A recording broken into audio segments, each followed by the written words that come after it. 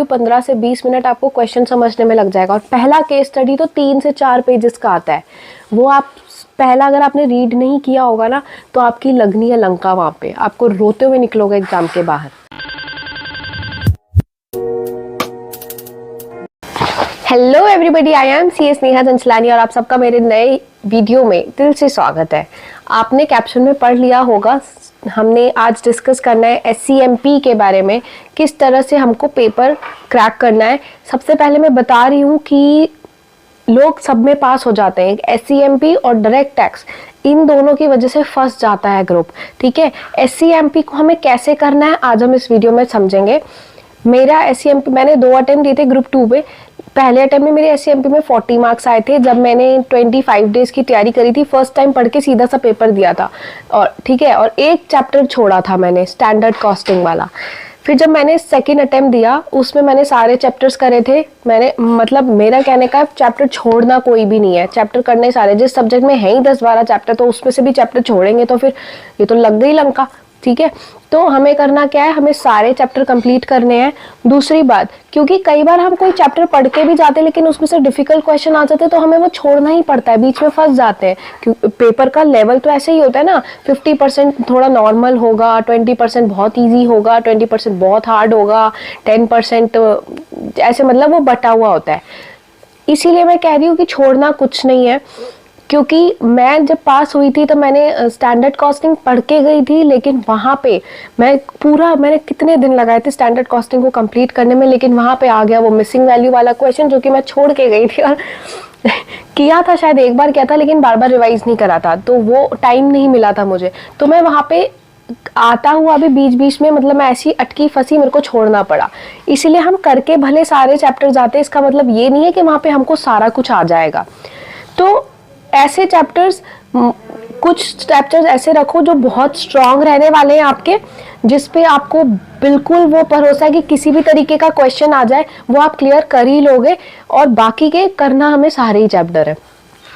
एक तो ये वाली बात आपको याद रखनी है। दूसरी बात आपको याद रखनी है, आपको रिवर्स टेक्निक से पढ़ना है, ना कि आप पता है टाइम वेस्ट कैसे होता है। SCMP बहुत बड़ा सब्जेक्ट है, पूरा फाइनल CA फाइनल ही बहुत बड़ा है। तो जब हम पढ़ना स्टार्ट करते हैं ना तो ऐसे मत करना कि भाई पूरा चैप्टर आपने स्टार्टिंग से पढ़ना स्टार्ट करा और आप लर्न करने वहीं से बैठ गए। ऐसे नहीं, आप लर्न करने बैठोगे ना आपको लगेगा शाम हो गई, रात हो गई, लेकिन आपका चैप्टर ही खत्म नहीं होगा। इतना ज़्यादा मतलब सरदर्द हो जाता है, इतना लर्न कौन कर पाता है ना। तो फिर उसके बाद क्वेश्चन आंसर जब आप केस स्टडीज पे आओगे ना, आपका माथा इतना गर्म हो जाएगा, आपको लगेगा कि मतलब कैसे ही होगा और आप बहुत बहुत परेशान हो जाओगे। इसलिए मैं कह रही हूँ कि पहले रिवीजन लेक्चर देख लो, या खुद से भी रीड करें तो फटाफट रीड करके कंसेप्ट समझ के ख़त्म करो। ठीक है, और पहले क्वेश्चन आंसर्स पे कूद जाओ कि किस तरह से क्वेश्चन पूछे जाते हैं और उसका आंसर कैसे दे रखा है। हाँ, और आंसर लर्न करने बैठ जाओ क्वेश्चन आंसर्स के बेसिस पे। जो जो कंसेप्ट होते जाओ उस कंसेप्ट को टिक लगा दो, क्योंकि क्वेश्चन आंसर में बेसिकली पूछे तो कंसेप्ट ही जा रहे हैं। उससे आपको ये भी आइडिया हो जाएगा कि इम्पॉर्टेंट क्या है, कौन से कंसेप्ट इंपॉर्टेंट है, किस कंसेप्ट पे ज्यादा क्वेश्चन बन रहे हैं, इसका मतलब वो उसका एग्जाम में आने वाले चांसेस भी ज्यादा है। हाँ, इसीलिए आपको पहले क्वेश्चन करने हैं, उसके बाद देखना है कौन से कंसेप्ट आपके क्वेश्चन आंसर्स में छूट गए, जो आपको वापस से पूरे जो थियोरी वाला पार्ट है उसमें जाके देख लेना और वो लर्न कर लेना। ऐसा अब हमारे पास क्या ना, टाइम बहुत कम होता है। जब हम सारे केस स्टडीज इतने बड़े लंबे केस स्टडीज है कि टाइम ही नहीं मिलता, हमें समझ नहीं आता है मैनेज कैसे होगा एग्जाम तक, कि पूरा कोर्स कंप्लीट कैसे होगा। उसके लिए मैंने क्या किया था, मैंने पहला रिवीजन किया तब भी, दूसरा रिवीजन किया तब भी, और थर्ड रिवीजन में भी मैंने हमेशा YouTube के जो वीडियो लेक्चर्स होते हैं ना रिवीजन वाले, जिसमें क्वेश्चन आंसर सॉल्व करवाते हैं, वो वाले रेफर करे थे। क्वेश्चन मैं सामने वाले को पढ़ने देती हूँ, मतलब जो भी टीचर हमें पढ़ा रहे हैं YouTube के ऊपर वो पढ़ा रहे हैं, तो क्वेश्चन फटाफट से वो बोलते जाते ना क्या क्या, फिर मेरे को याद आ जाता है कि हाँ क्वेश्चन में ये है। फिर मैं फटाफट से रीड करा और क्वेश्चन को उन्होंने बोला, मैंने रीड करा और उसके बाद मैंने आंसर खुद से किया। आंसर में मैं नहीं ये करूँगी कि सामने वाले मुझे रीड कराएं, आंसर मैं खुद करूँगी।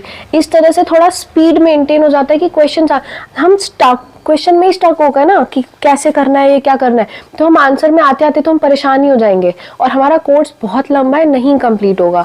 तो ये एक बहुत फ़ायदा है, टेक्नोलॉजी का फ़ायदा उठाओ कि सामने से कोई भी रिवीजन लेक्चर स्टार्ट करो जिसमें हमें केस स्टडीज़ पढ़ाई जा रही हैं, सर्च करो केस स्टडी का नाम या चैप्टर का नाम और उसके आगे लिख दो TY के या केस स्टडी है तो केस स्टडी का नाम लिख के, इस तरह से आप उनको क्वेश्चन पढ़ने दो और उनके साथ साथ खुद क्वेश्चन रीड कर लो। उसके बाद उन्हें पॉज करो और आंसर अपने हिसाब से लर्न करो, उसकी प्रैक्टिस करो और खत्म करके नेक्स्ट क्वेश्चन पे आ जाओ। फिर नेक्स्ट क्वेश्चन उनको पढ़ने दो, आंसर तुम खुद पढ़ो।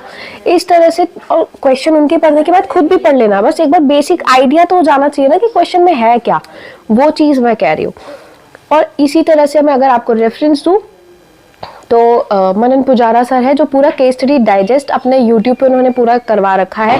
पुरुषोत्तम अग्रवाल सर ने भी करवाया है केस स्टडीज़। एंड और कौन से सर है, संकल्प कानिस्त्या सर है और सतीश जलन सर है। इन सब ने केस स्टडीज डाले हैं।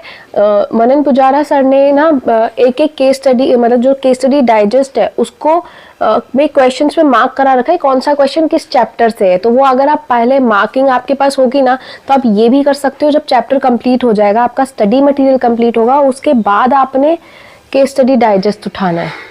उसके बाद केस स्टडी डाइजेस्ट आप डायरेक्टली उसी चैप्टर के क्वेश्चन उसी टाइम खत्म करके और आगे बढ़ सकते हो। ऐसे मत करना कि पूरा केस स्टडी अलग से ही बाद में शुरू करेंगे और ये पहले स्टडी मटेरियल पूरा खत्म कर लिया, वैसे नहीं। चैप्टर वाइज पहले स्टडी मटेरियल के TY के केस सिनेरियोज को रट लेना, एज इट इज उठ के आ जाते हैं एग्जाम में।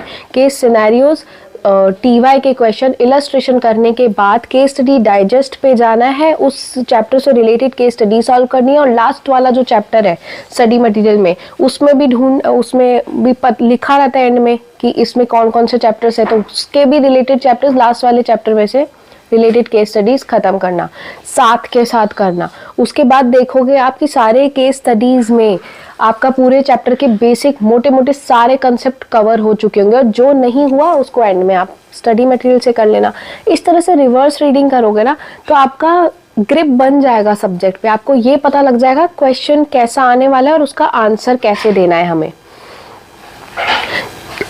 एग्जाम में सिर्फ 3 आवर्स मिलते हैं और उसमें आपका एक क्वेश्चन भी अगर आपने देखा नहीं होगा ना और वहां पे समझने की कोशिश करोगे, मैं बता रही हूँ 15 से 20 मिनट आपको क्वेश्चन समझने में लग जाएगा। और पहला केस स्टडी तो 3 से 4 पेजेस का आता है, वो आप पहला अगर आपने रीड नहीं किया होगा ना तो आपकी लगनी है लंका वहां पे, आपको रोते हुए निकलोगे एग्जाम के बाहर।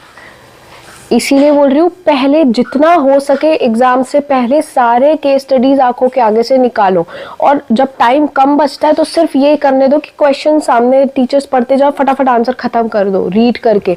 और इतना भी टाइम नहीं बचता तो क्वेश्चन भी वही पढ़े, आंसर भी वही पढ़े, लेकिन सुन के तो जाओ, ठीक है। क्वेश्चन भी मतलब छोड़ना कुछ नहीं, ट्राई करना कि हो सब जाए। फिर उसके बाद ओम नमः शिवाय कह के एग्जाम पे हॉल में घुस जाना, है ना।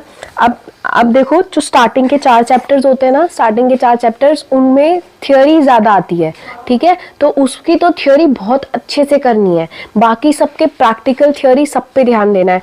मैं बोल रही हूँ क्वेश्चन आंसर किसी का नहीं छोड़ना, क्वेश्चन आंसर किसी का नहीं छोड़ना। तुम्हारे स्टडी मटेरियल में जो भी है वो तुम्हारे लिए पत्थर की लकीर है, उसको करना ही करना है।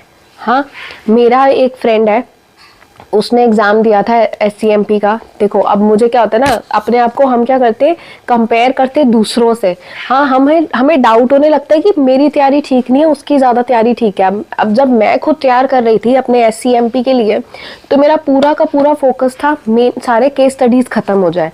और मुझे पता है कंसेप्ट तो अपने आप खत्म हो जाएंगे, केस स्टडीज़ खत्म हो गए तो। और केस स्टडी में मैं मेन यूट्यूब से पढ़ रही थी उस टाइम पर, मैंने क्लासेस ली थी लेकिन मुझे स्पीड चाहिए थी, इसी वजह से मैं रिवीजन लेक्चर्स के थ्रू ख़त्म कर रही थी। जैसे मैंने आपको क्वेश्चन आंसर का टेक्निक बताया, क्वेश्चन वो आंसर में, क्वेश्चन वो आंसर में।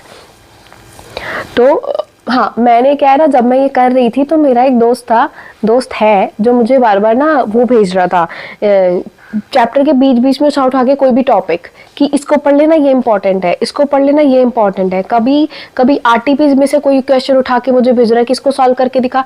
लेकिन ना मेरा प्रैक्टिस इतना हो गया था केस स्टडीज पढ़ते पढ़ते कि मैं अलग नए क्वेश्चंस भी सॉल्व कर ले रही थी, एक अंडरस्टैंडिंग बन जाती ना कंसेप्ट की, तो हम नई नई चीजें भी आती तो उसको सॉल्व कर लेते, तो मैं वो कर पा रही थी। लेकिन मैं टेंशन में ये थी कि यार मेरे तो स्टडी मटेरियल के क्वेश्चंस खत्म नहीं हो पा रहे, मेरा केस स्टडी डाइजेस्ट खत्म नहीं हो पा रहा, और ये आरटीपी एमटीपी 5-5 साल पुरानी, सॉरी 5 साल नहीं, मतलब 5-5 अटेम्प्ट पुरानी आरटीपी एमटीपी में निकाल के क्वेश्चन सॉल्व कर रहा है, इसका पूरा सब कुछ हो गया है, मतलब मैं तो बहुत ज्यादा पीछे हूँ, मैं तो बहुत ज्यादा स्लो हूँ, कछुए की चाल में चल रही हूँ।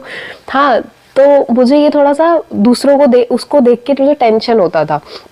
फिर मैंने उससे पूछा कि तूने ये कर लिया, वो कर लिया स्टडी में? नहीं ये इंपॉर्टेंट नहीं, मैं तो सिर्फ इतना टाइम थोड़ी है, इतना एक केस स्टडी सॉल्व करेंगे हम बैठ करके, मैंने तो सिर्फ थ्योरी पे ज़्यादा फोकस करा है, मैंने अंदर से टॉपिक सारे लर्न कर लिए, उसका वो था, ठीक है, वो तरीका था। और उसके बाद वो सीधा आरटीपी एमटीपी पे, और करंट में जो पूछा जा रहा है, करंट में जो स्टडी मटेरियल और केस स्टडी डाइजेस्ट है उसको वो कर नहीं रहा है। और जब रिजल्ट आया तो मेरे 49-50 मार्क्स थे, और उसके 28 जाने 30, ऐसा। तो मैं खुश नहीं हो रही हूँ, लेकिन मैं एक बात बता रही हूँ कि हमें अपने पे विश्वास रखना चाहिए और सही स्ट्रैटेजी फॉलो करनी चाहिए। सीए में कोई भी सब्जेक्ट हो, क्वेश्चन आंसर पे फोकस नहीं करोगे तो अटेम्प्ट जाएगा, निकलेगा। वहाँ पे पूछा क्वेश्चन आंसर्स आता है तो क्वेश्चन आंसर्स पे फोकस करना। और हाँ, इंग्लिश नॉर्मल है, ठीक ठाक है, तो नॉर्मल अपने बेसिक इंग्लिश में आपने सारे पॉइंट्स मेंशन करें तो चलेगा। अगर आपकी इंग्लिश खराब है तो आपको दिक्कत आ सकती है एससीएमपी में, तो आपको रटना पड़ सकता है, लेकिन इंग्लिश ठीक है तो कोई दिक्कत नहीं है, सब हो जाएगा। नॉर्मल बिजनेस की तो बात है, उसमें है क्या, है ना। लेकिन हाँ, थक जाओगे, दिमाग पे ही लोड नहीं पड़ता, कमर भी दर्द हो जाती है। तो बहुत सी चीज़ें, अपनी हेल्थ का ध्यान रखना एग्जाम में जाने से पहले। All the best.